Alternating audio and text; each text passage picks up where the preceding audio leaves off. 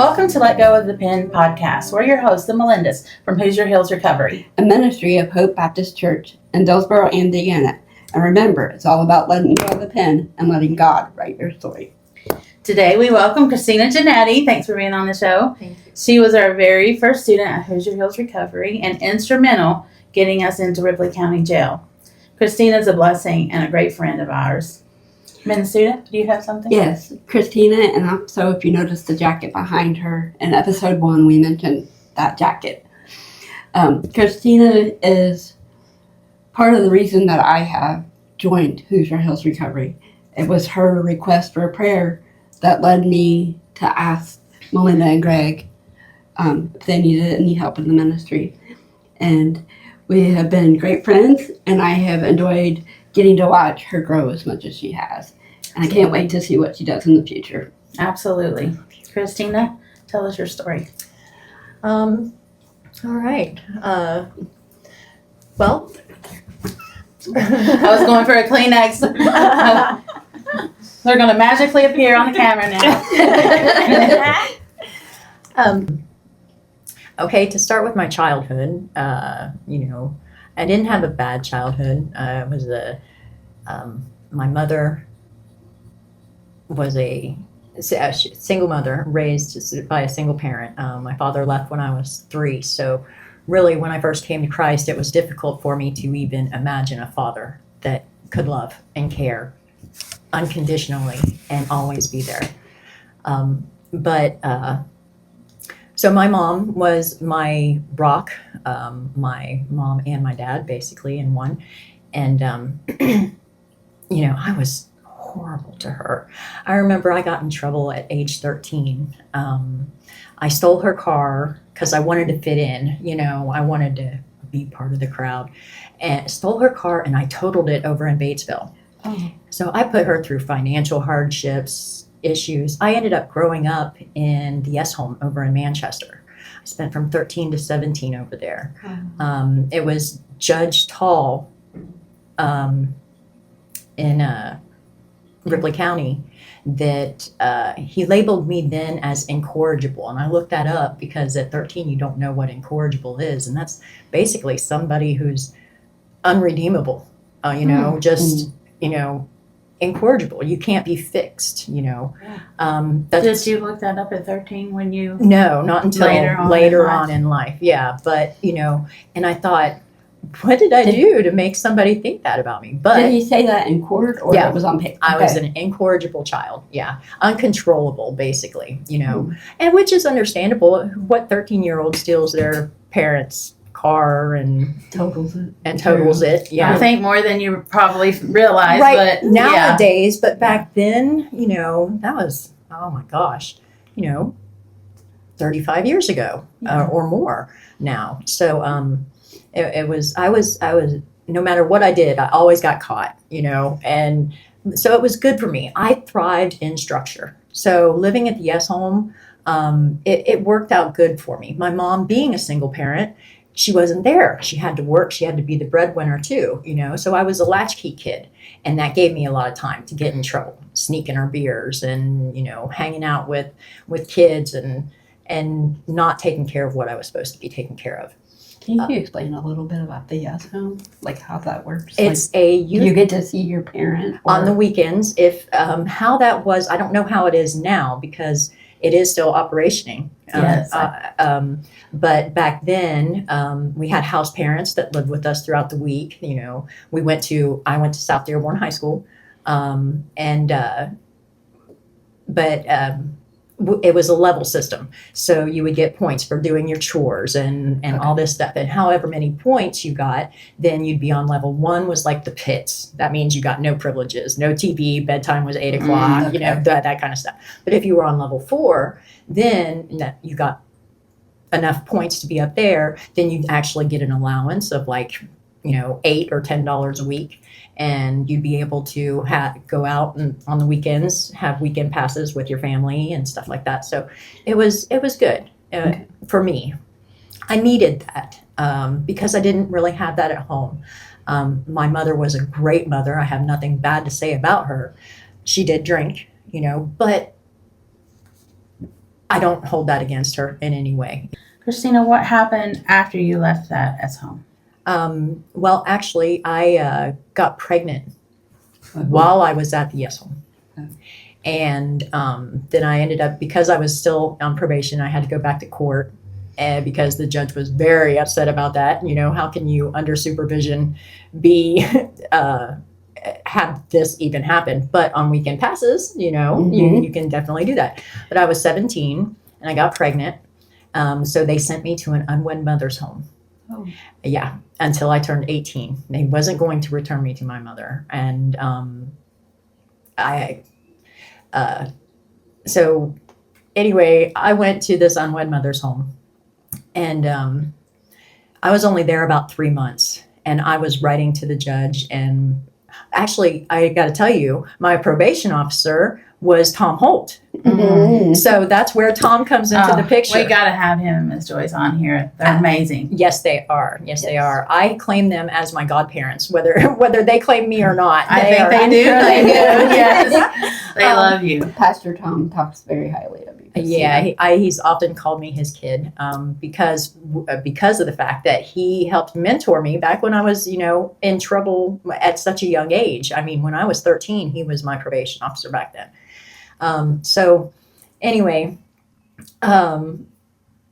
I go to this, I would write letters to the judge, to everybody that I can think of. Please, I need my mother. She can provide me with motherly instincts and prepare me for this birth that I'm about to give, because I don't know what I'm even doing. Absolutely. You're only 17. Yeah. That's when my husband and his ex-wife did the same thing as well. Right. Yeah. Well, they ended up releasing me. Okay. And I got to come home and actually give birth at home with my mother. Well, not at home. We went to the hospital over in Batesville, but I'd be at home with my mother so that she could be there. But while I was at this unwed mother's home, I met this guy. Of course, it's always a guy, right? A lot of times, especially for it's that other. Yes. Yeah. And of course, he professed he loved me. He would take care of my child. He would take care of me. And when I got released to come home to Mom, he came with me.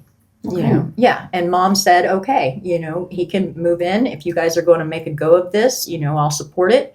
And Mom ended up hating him. Because he didn't have a very good work ethic, and just another person to take care for her. Exactly.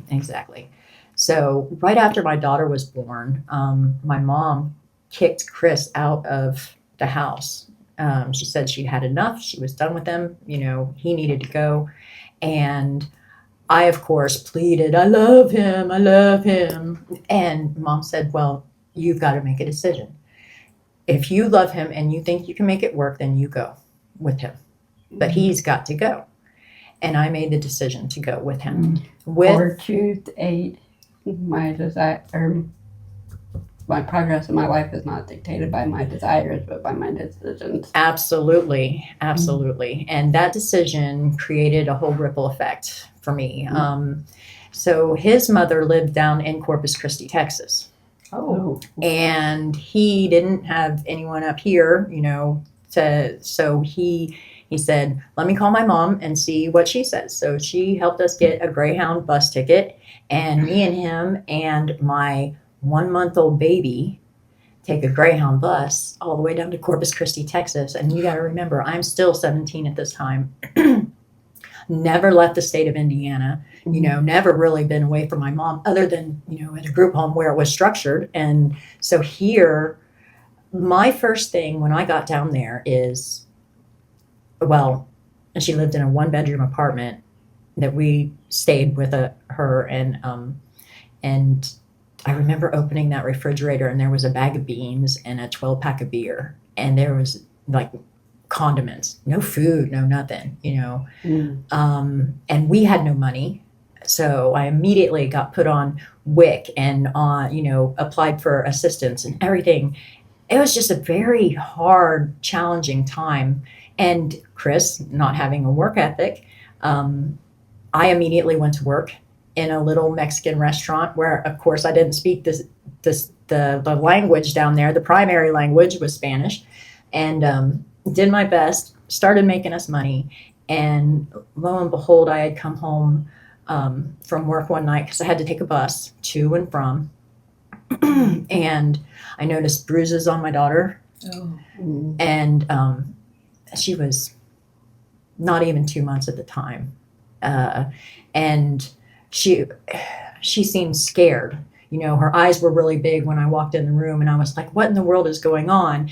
And, you know, I thought, okay, I'm trying to rationalize in my head everything, you know. Well, maybe she spit out her little nook, her little nummy, and she rolled over on it because she had a couple little bruises right here. It was laying on her. But I looked, and when I went to change her diaper, and her leg was swollen, and I'm like, well, maybe that's a bee sting.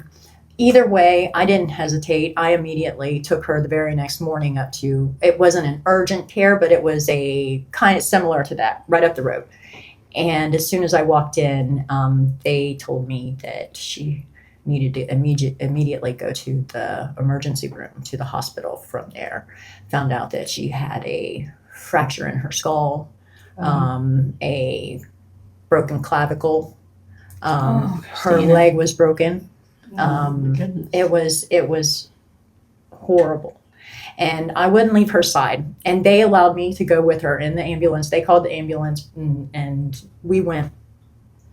But when we got her to the hospital, they told me I had to wait in the waiting room. And the next thing I know, I had 2 officers in my face with fingers saying, what did you do to your child? What happened to her? The break in her leg was a spiral break. And I told him, I said, I went to work. I left her with Chris. I don't know. And Chris they separated us. They questioned him separately. And as a matter of fact, from that moment on, Chris and I never saw each other again because he went to jail. I got questioned. I got charged with neglectful supervision because I left her with him. They did a lie detector test and they over and over and over again. But finally he admitted that he had dropped her in the bathtub, you know, and I'm thinking, why in the bathtub? That's what his story was. But things just didn't match up. But like I said, I never talked to him again. I just heard what officers or people were telling me. But anyways, my daughter, she went to a temporary foster home at that time. A nice family that took care of her, but she was only there for about a month. And then my mother from up here in Indiana, my savior, came down. Her moms. Yes, came down and got her and said that she would, you know, do whatever to take care of her and brought her and my sister, my older sister, brought her back up here to Indiana. But because I was facing legal troubles, I had to stay in Texas. And that was fine. But without her and with everything that I was facing, I moved to the homeless mission, the Good Sam's homeless mission, and started working in a bar, bartending, started drinking, became very moody, depressed. Well, you had to be. I mean, you didn't have anybody at this point, and you were facing legal charges. No one. And in a place that you were unfamiliar. Yep. Living in a homeless and mission. wasn't allowed to leave that area. I still hadn't even turned 18. I mean, I was still technically 17. When did you get to go back to Indiana and be with your mom and daughter? As soon as I went to court, they put me on probation, and I asked them if they would transfer my probation up to Indiana. They would not. Indiana would not accept a transfer at that time. But because of the circumstances, what Texas allowed me to do, because all my family was up here, was do phone reporting and handwritten reporting. Awesome. Yeah. Oh, wow. So I was up here living with mom and my daughter, and even though she had temporary mandatory custody, technically, while I had to serve all my probation, but that whole ordeal, all this time, even right now, Child Protective Services, if I have anything to do with children, that's something that never gets sealed. It'll always be brought up. Even though you were 17. Even though I was 17. And wasn't there, didn't realize that he would do that. Wow. Yep. That is and I'm glad for that, because when something involves a child, that should be disclosed at all times to anyone. So it should never be sealed, And I don't, even though I ain't the one who did it, it doesn't matter. I would want somebody to know. I would want to know if Yeah, true. So what happened at that point? You're here. You're taking care of your daughter. Do you get a job up here? Are you doing well? Yeah. I started bartending. That's the thing that I knew. Okay. And drinking, of course. But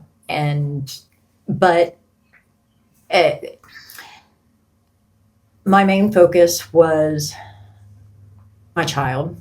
But still I was young, and I And you had already gotten a bad cycle of someone. and I felt like I didn't have any life because I You had weren't grown up worthy. in a group home anyway, and now here I am 18 and an adult, and I'm like, hey, where I was working, the people that I was meeting, they're all young, they're having a good time. I wanted to do that too. So a lot of times I have to admit that my daughter was with my mom and I was out running around with friends, Yeah. and trying to capture some of the freedom that I felt that I was robbed of. I knew that Susie, my daughter, was well taken care of, and by being with my mom, so I didn't worry about that in that aspect. But as she got older, and when she was 3 and 4, and she would ask about her dad, and it was hard not to tell her. We were very honest with her as she was growing up, everything that happened to her and the poor choices that I made. And it helped build a bond between she and I that right now we are best friends, even through her thick and thin. And she's always felt that no matter what she's gone through in life, because she's gone through addiction and she's gone through trauma and stuff, that she knows that I would understand and she can reach out to me at any time. But be a blessing and a burden at the same time. Yeah. But I always promised her when she was little, I was like, I'm going to find you the best daddy ever. Don't you worry, And when she was about 6, 7-ish, I started dating my ex-husband now, Steve, who is the father of my 2 sons. When we got together, it was good. It was real good.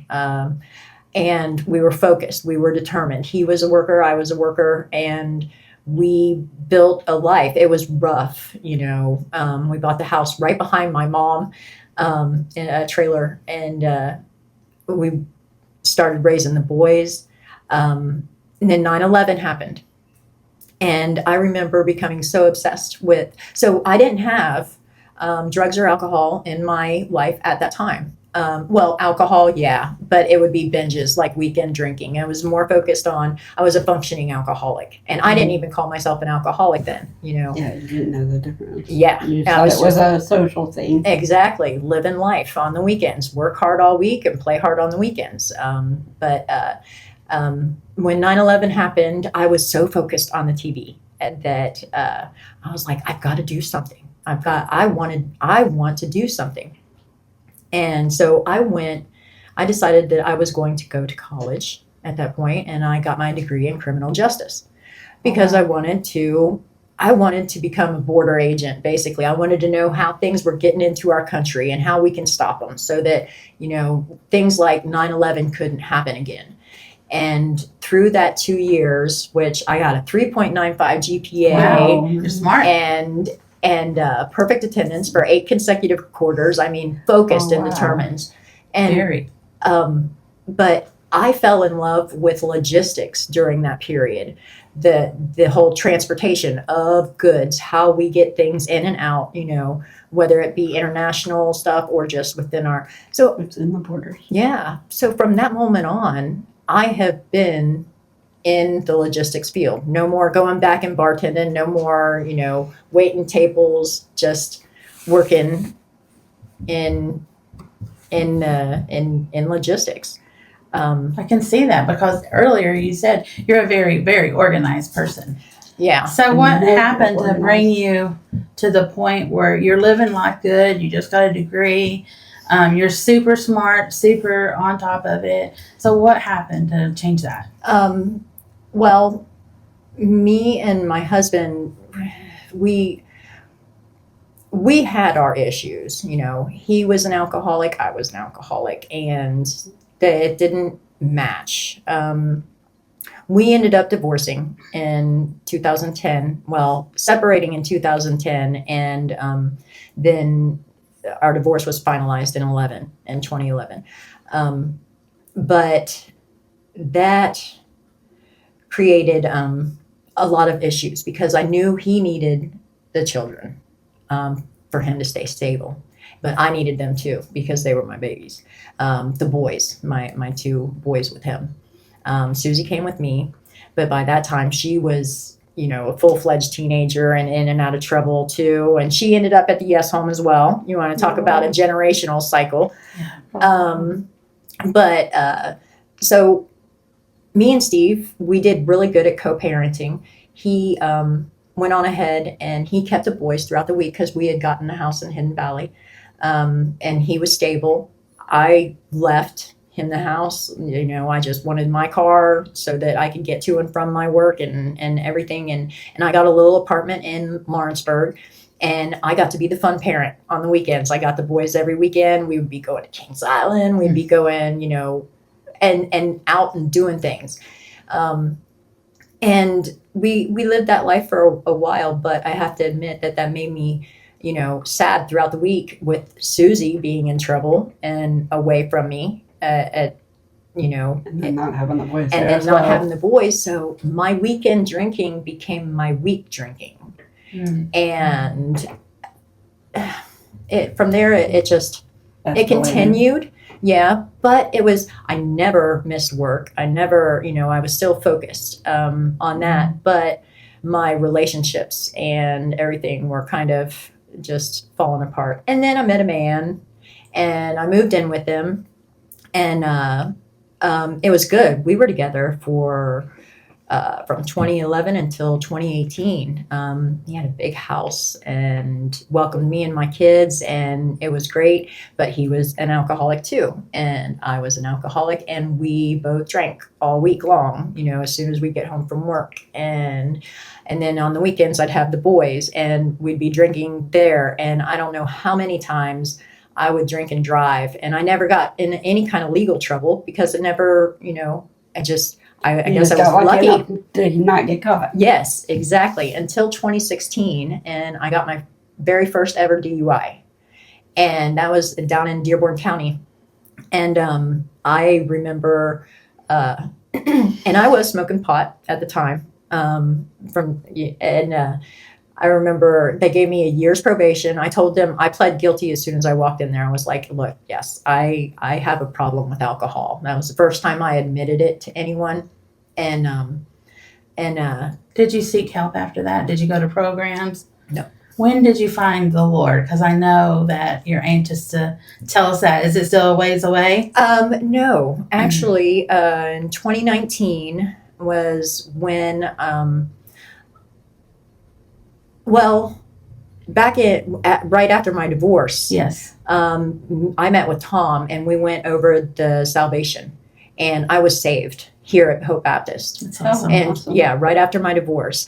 But God didn't become a part of my routine. I thought, it wasn't okay, an instant change like Right. people assume. yes, sometimes. yeah. I was like, I got saved. I did my part. Now, My husband did the same thing. Didn't change right away. No, I still kept living my life, and I didn't let go of that pen because I figured I'm the only one in control. I have to do what I have to do, and so then in 2019, me and the guy that I had gotten with, we decided it was no good. The drinking and everything, it had become volatile and toxic and everything, and we separated, and I started dating another guy.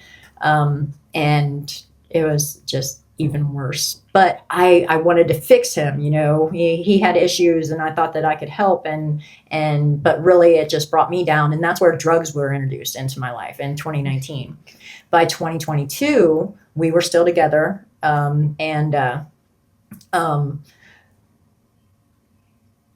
I got in trouble with the law for the first time. I got pulled over in Ohio, and my boyfriend was driving, and he had a suspended driver's license. And they said that they smelled marijuana, and they wanted to search the car. And lo and behold, they found multiple drugs in the car. Did you know they were there? I knew that they were there. Yeah.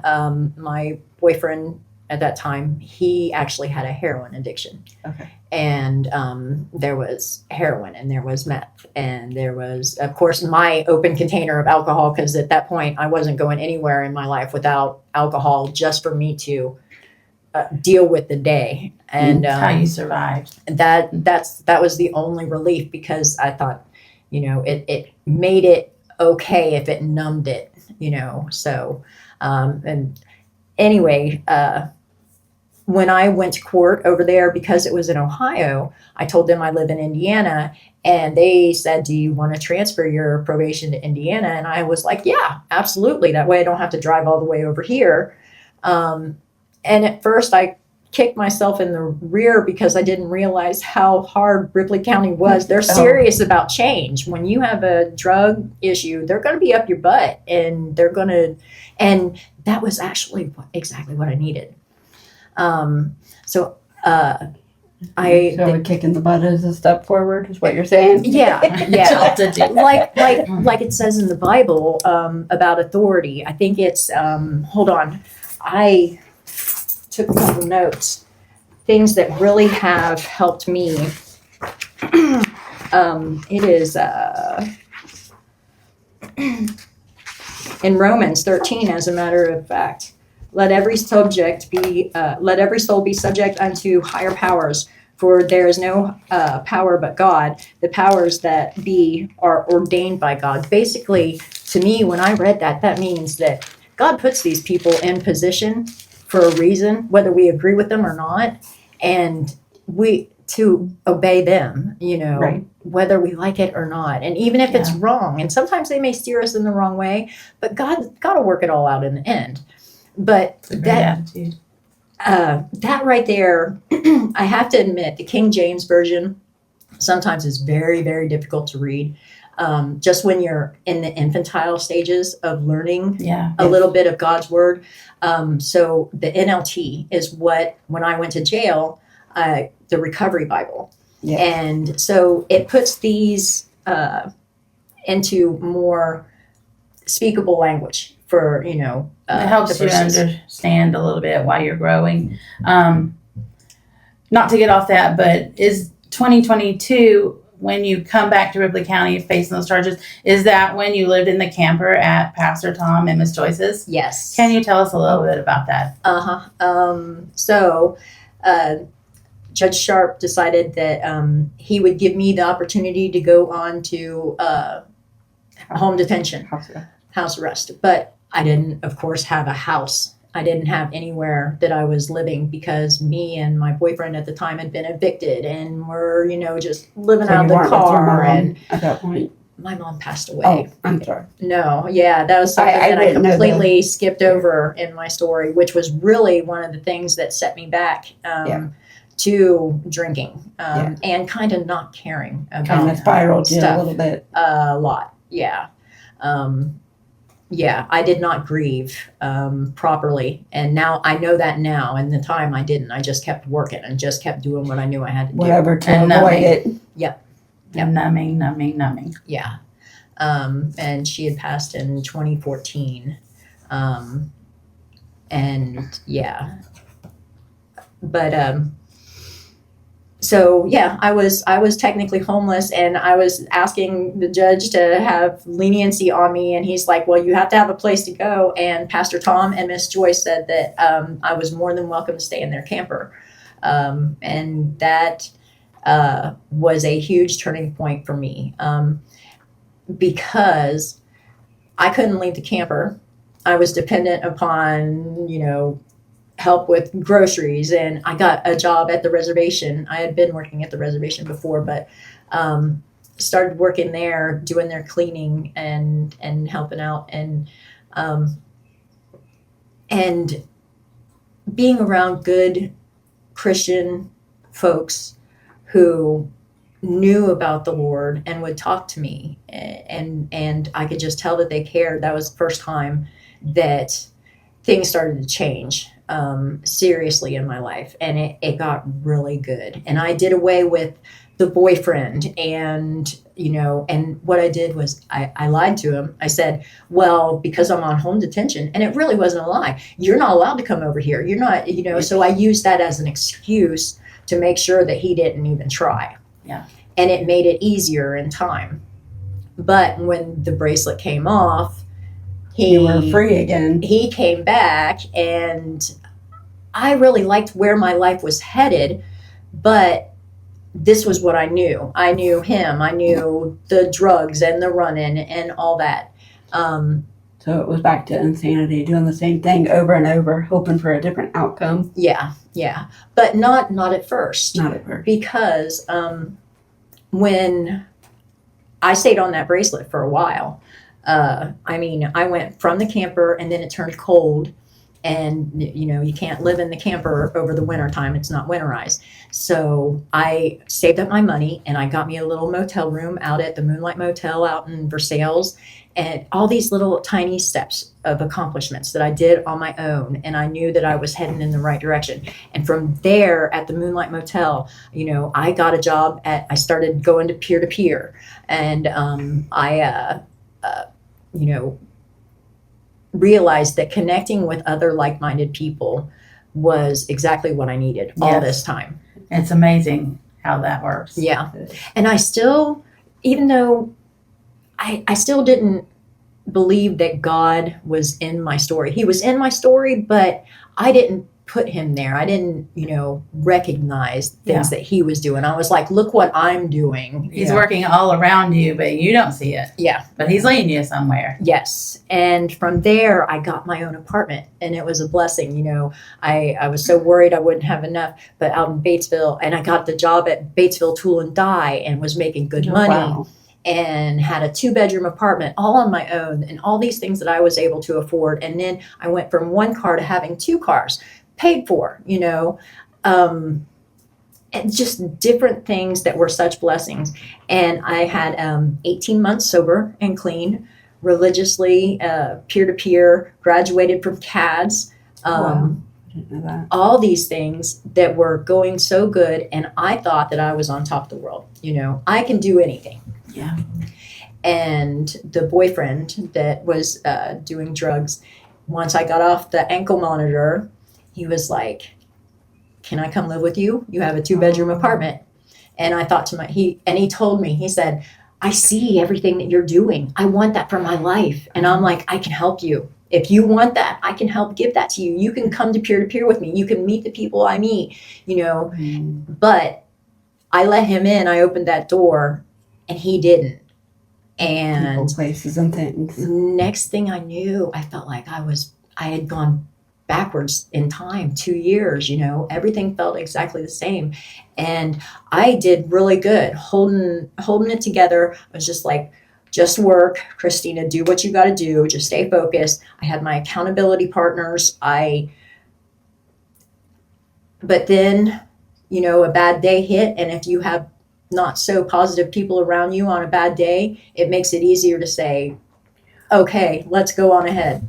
And So up until this point, he's moved in with you. Mhm. He's doing wrong, but you're not doing drugs at this time or drinking. You're keeping up with your work. Meetings. You're going to do your meetings. peer-to-peer, yep. Okay. Yep. And then your support people are in place. Yep. And right before I had my 18 months sobriety was when I relapsed. First it was drank a couple beers.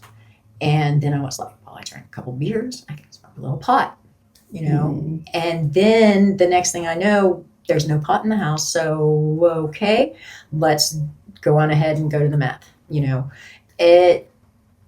and then I was right back where I was. And it didn't take them long. People could see the change from where I was.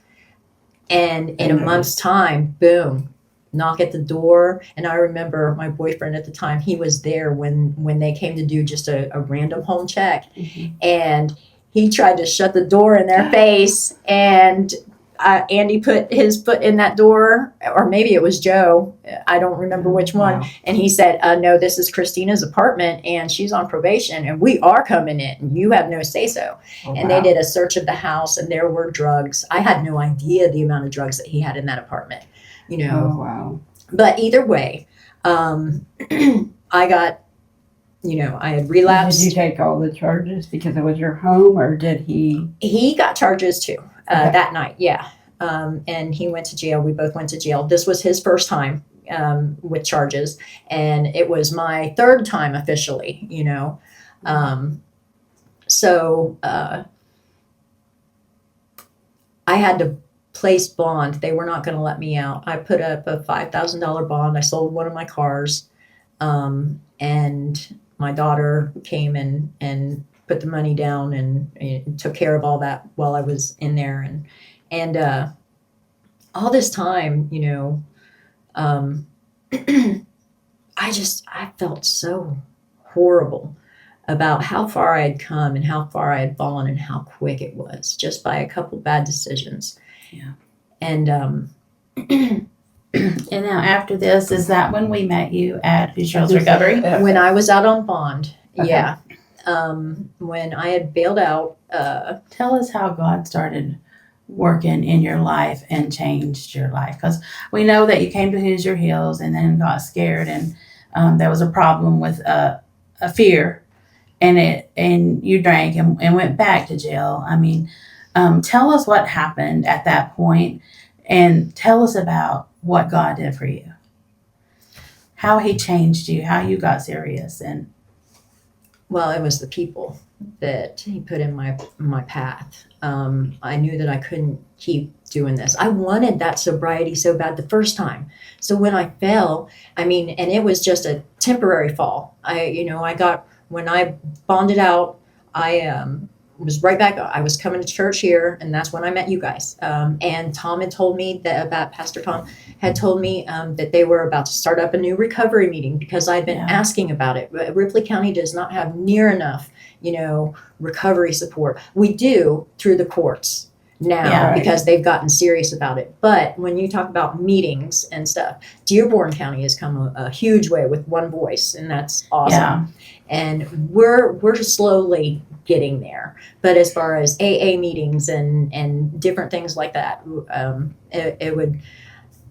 they're hard to find sometimes, and you're so scared to go in if you don't know somebody. yeah, But so yeah, I met you guys, and I had told Mark when I bailed out of jail, I said, you know what, I let you in, but now no, you've got to go anywhere but here, because I'm going to put my life back together the way it was before we started this crap, the way it was for that 18 months when I was doing good, when I was focused, and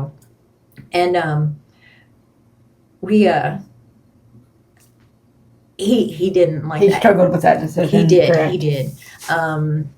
But he moved all of his belongings out, and he said, well, what if I get sober? And I was like, well, I can't be the one to help you. You got to do that on your own.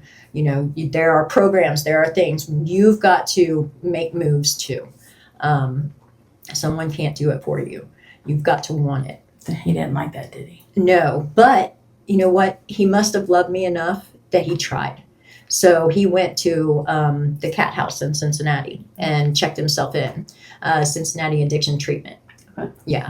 And I think he made it about a week and then left because, it's hard. Sometimes a week is a long time. I've known several people that And have tried really- to get in recovery. It depends on the drug and how hard the drug has a grip on you, Yeah. because it can really suck you down and suck And you down whether your fast. decision is really for the right reasons, whether you want to actually get sober, Right. or if you're just trying to please somebody else. Right, exactly. Yeah.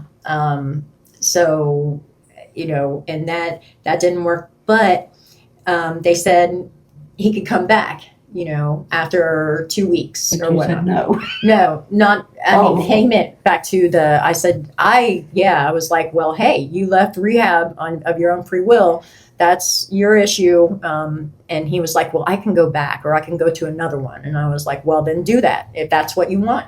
but unless you're sober, you're not going to be in my life, period. Because I knew at that point I wasn't strong enough to be around other addicts and not use myself or not let it drive me to drinking again. The people, places, and things. Yeah. What was different? Like, you seem to have at this point a different mindset. Like, you're determined at this point. Yeah. For my future, just because I felt so good. I felt so good being able to walk into peer-to-peer and know that, I'm clean and, I could be a help to someone else who's going through a struggle or a problem. That I had friends, good friends for the first time, my accountability partners. I love them to death still to this day. But that, I wanted that more than anything. I wanted that feeling back of just not having to look over my shoulder and not having to worry. Not wondering when that knock at the door was going to come. Yeah, or when that knock at the door comes, being like, come on in, because there ain't nothing going on here, So it was, that's all I wanted in my life. So I went back to my apartment when I had bailed out and had Mark leave.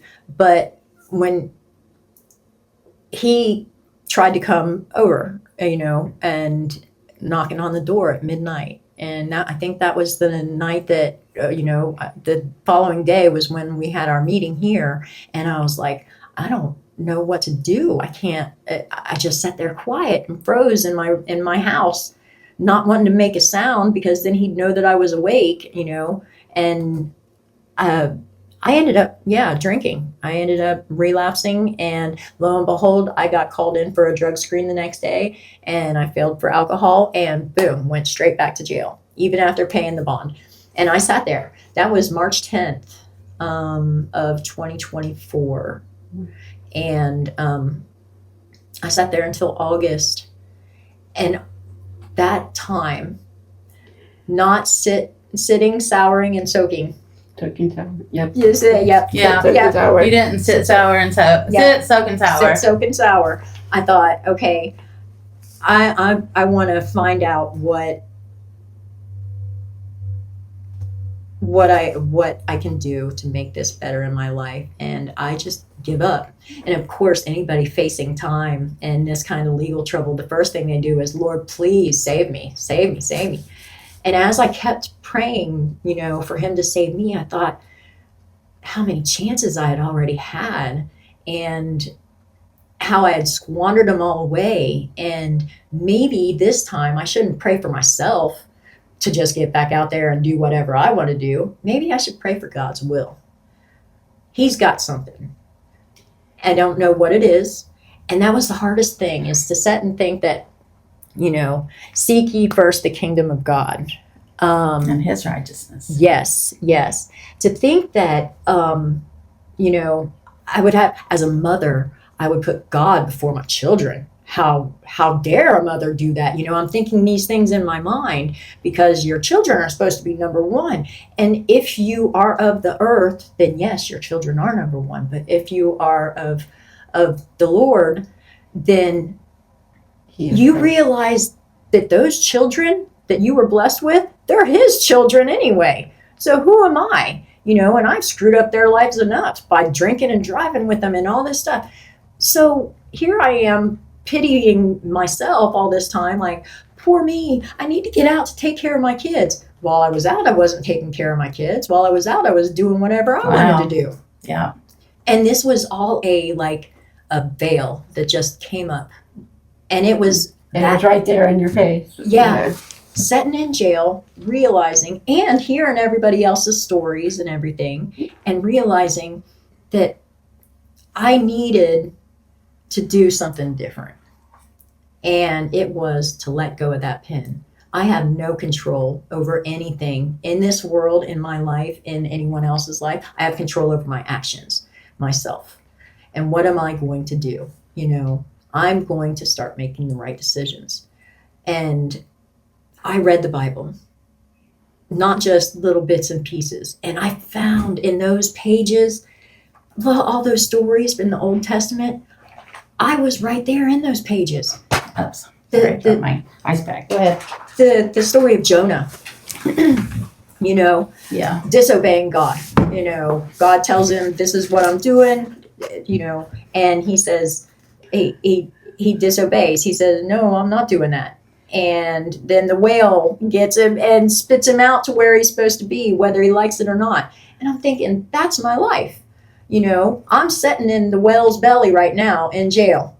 And God will spit me Wow. out where I'm supposed to be. And he'll move when he wants to move and do what he wants to do. The story of Joseph in Genesis. Isn't that story amazing? Amazing. One of my favorite passages there is 50:20. You know, it says, I can't quote, I'm still an infant, but I know the gist of it is that the They meant it brothers for evil, and but God meant it for good. good. Yes, yeah. The story of Ruth, that gives you hope about love, about about, you know, even when you've lost your husband and you've lost, you know, and there's still something. God makes a way, right? Yes. Or even with Esther and her extreme fear of going to the king. Yep. And, you know, she did, and she saved her whole people, you know. Yep. Yep. There are so many, you know, it's almost like if you get into it, it's like a soap opera. Kind It of. kind of is. Yeah, and the way it all unfolds, and then the coming of Christ, you know, and where I remember crying to Pastor Tom, when I was first reading the Bible and didn't know anything about it. I was like, what if I have Jewish blood in me? You know, because the Jewish people, they were given so many chances, and they still were making idols and doing this and doing that. And why isn't, if you were of the earth, you know, of the world, basically, then, you know, you would, they should be put in jail. They should be murdered. They should be executed. But because they were God's chosen people, he had forgave them every time and every time and every time. But then when Christ comes in, it's not just the chosen people are those. We are all, anyone who believes. He opened the path, the door to the opportunities for us to be part of that kingdom. Yep. You know, all these things, they just... You realize it. It's not the Jewish people that hung Jesus on the cross. It's us. Yeah. It's every one of us. Yeah. We're almost out of time, and I don't want, I love talking to you. Your story is amazing, and we do have a couple questions, and I want you to start thinking too of what is one thing that God has done for you since you've gotten out that you are the most wowed about. The most wowed is my current job, I have to say, because when I first got out of prison, you know, I went to the Speranza House, and You'll need that later. Okay. But I went to the Speranza House by choice, and ended up working at a warehouse out that way. And I fell in love with that job. You know, I thought that it would be a forever job. But then circumstances changed, and I've learned that to trust God, whatever door he opens. And lo and behold, you know, my ex-husband, he had to move in to help take care of his parents. And he said, would you take over my lease? So I walked into an apartment, a fully furnished apartment, you know, and a lot farther away. Yes, a lot farther away. But yeah. still. But that being farther away, I applied for jobs out closer to there, and literally found a job that was 5 minutes away from where I live. And their number one business motto is to serve God and his people. I love that. I love that. Yeah. Yes. It is an amazing job. I've been there for 6 months now. But just seeing how what I thought was a definite, that first job that I had where I was making good money, now I'm making almost double the money that I was making there. And I live 5 minutes away from my employer, and they're Christ focused. Yes. That's awesome. I have a quick question. Yeah. When you were at Ripley County, and I know they have programs in there, and how did you mention, I guess, to Dust, how did that conversation go where we ended up coming into the jail? Because Actually, I was Oh, gonna that's a ask- good question. I'm just curious because I heard that you were instrumental in that. I hated the fact that we sat in that cubicle in that whatever pod. size pod, yeah, and we didn't have much of anything to do. We got church service on Sunday or on whatever day of the week, and I really don't know how it came about. I know that that I had asked, why don't we have more programs? Why don't we do more things here? And then lo and behold, within just a few weeks after I had gotten put in jail that last time, there was, you guys came and Miss Kathleen came and the Bridge of Hope had always come on for church. And the ladies there, Miss Corinne and Miss Carol and Miss Eileen, Elaine. So behind the scenes, Jessica Ogden, who you're friends with and we've had on the show, heard what you were saying, sent an email to all of these places, and that's why it opened up, is because you had talked to Jessica Ogden. And we're going to ask one more question, and then we're going to close because we're almost at an hour. What is your favorite core truth, and why? By far, it is number 3. Oh, me too. Yeah. Tell us why. Victory begins with surrender. And it is simply because I didn't start winning in my life and feeling accomplished and feeling like I belonged and making something happen until I surrendered. And it's not just a partial surrender, because I partially surrendered when I got saved back in 2011. I partially surrendered, in 2022. It was completely surrendering and saying, you have me, you do with me whatever Every part, you will. just like everything. And that's when the door opened and the floodgates came, because the mountains got moved, and it only took a little mustard seed or less to move that mountain, right? Right. Yeah. Thank you, Christina, for coming on. I know we haven't heard everything about you and your story, so I'm going to say the same thing I say to almost everything. We're probably going to ask you to come back. Your story is amazing. You're amazing. And for those of you out there that don't know, Christina is a vessel. Like, you know how some people get a can, they put all they can in their can, they sit on their can. Christina's more like a funnel. God gives her so much and she funnels it out to others. And tons of people that you've watched on this program, if you've watched the previous episodes, have been influenced by Christina's desire to serve God. As well as me. So leave us a comment. Leave us a comment. Tell us what you liked most about this testimony. Tell us how you related to Christina. And make sure to hit like and subscribe. And if you have any questions or comments that you need for us or for Christina, please email us at letgoofthepen@gmail.com. And remember, it's all about letting go of the pen and letting God write your story. Bye. Bye. Bye.